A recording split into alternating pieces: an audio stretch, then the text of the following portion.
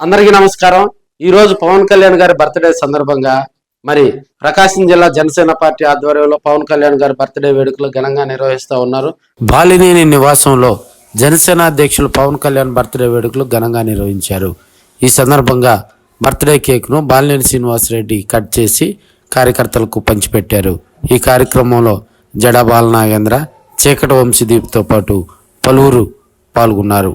మరి సంతనూతల పాడైతేవి, మరి మార్కాపురం కాన్స్టిట్యున్సీ, ఇతర ప్రాంతాల్లో కూడా పవన్ కళ్యాణ్ గారి బర్త్డే వేడుకలు జనసేన పార్టీ ఆధ్వర్యంలో వివిధ నియోజకవర్గాల్లో మనకి కొండేపే మనోజ్ కుమార్ ఆధ్వర్యంలో కానీ ఆయా ప్రాంతాల్లో కూడా, ఎందుకంటే కూటమి పక్షంలో ఉన్నటువంటి జనసేన పార్టీ, అదేవిధంగా డిప్యూటీ సీఎంగా పవన్ కళ్యాణ్ గారు జనరంజకమైనటువంటి పాలన అందిస్తున్న తరుణంలో అలాంటి నేతకు ఘనంగా నివాళులర్పించేందుకు జనసేన పార్టీ ప్రకాశం జిల్లా వ్యాప్తంగా కూడా పలు సేవా కార్యక్రమాలు, అన్నదానాలు, భారీగా కేక్ కటింగులు, అదేవిధంగా రక్తదాన కార్యక్రమాలతోటి కూడా మరి ఈ రోజు జనసేన అధినేత పవన్ కళ్యాణ్ కు బర్త్డే విషెస్ చెప్పారని కూడా మనం తెలియజేసుకోవచ్చు. మాజీ మంత్రి బాలినేని శ్రీనివాసరెడ్డి వర్గం ఒంగోలు కానీ, ప్రకాశం జిల్లాలో కొన్ని ప్రాంతాల్లో కానీ మరి పవన్ కళ్యాణ్ బర్త్డే వేడుకలకు దూరంగా ఉందని కూడా మనం తెలియజేసుకోవచ్చు. ఒంగోలులో మరి మరోవైపు జనసేన పార్టీ అధ్యక్షులు, అదేవిధంగా వడా చైర్మన్ షేక్ రియాజు, అదేవిధంగా జనసేన పార్టీ నాయకులు కందిరావు శంకర్ గారు, ఇతర జనసేన పార్టీ నాయకులందరూ కూడా మరి పవన్ కళ్యాణ్ గారి బర్త్డే సందర్భంగా పలు దేవాలయాల్లో పూజలు, అదేవిధంగా అన్నదానాలు, కేక్ కటింగ్లు, పార్టీ కార్యాలయంలో కూడా మరి జనసేన బర్త్డే వేడుకలు జనసేనానికి ఘనంగా కూడా బర్త్డే విశేష చెప్తూ కార్యక్రమాలు రూపొందించుకున్నారు. అయితే బాలినేని శ్రీనివాసరెడ్డి ఆధ్వర్యంలో కానీ ఆయన వర్గంగా చెప్పుకునేటువంటి కార్పొరేటర్లు దాదాపుగా 20 మంది ఒంగోలులో ఉన్నారు. వారందరూ కూడా మరి జనసేన పార్టీలో యాక్టివ్గా ఉన్నారు.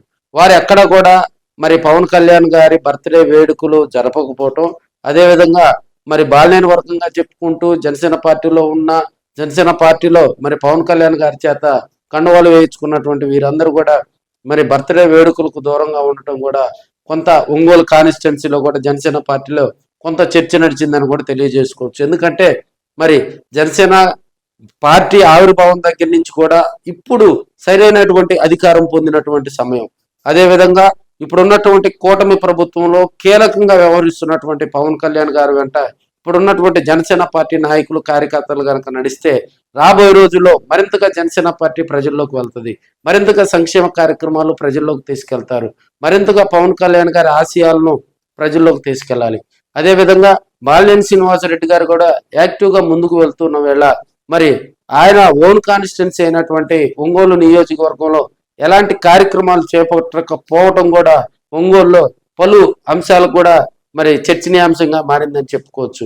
ఇప్పుడున్న పరిస్థితుల్లో మొన్న చూసినట్లయితే వైజాగ్లో సేనతో సేనాని కార్యక్రమంలో కూడా బాలినేనితో పర్సనల్గా కూడా మరి పవన్ కళ్యాణ్ గారు మాట్లాడారు అని కొంత సోషల్ మీడియా, అదేవిధంగా కొన్ని శాటిలైట్ యూట్యూబ్ ఛానల్లో కూడా వార్తలు వచ్చిన సందర్భంలో మరి ఈ రోజు కార్యక్రమాల్లో మరి బాలినేని వరకు కొంత వెనకబడిందని కూడా మనం తెలియజేసుకోవచ్చు. రాబోయే రోజుల్లో జనసేన పార్టీలో కూడా బాలినేని యాక్టివ్ అయితే ఒంగోలు కాన్స్టిట్యున్సీలో కూడా మరింత జోష్కి వస్తుందని కూడా మనం చెప్పుకోవచ్చు.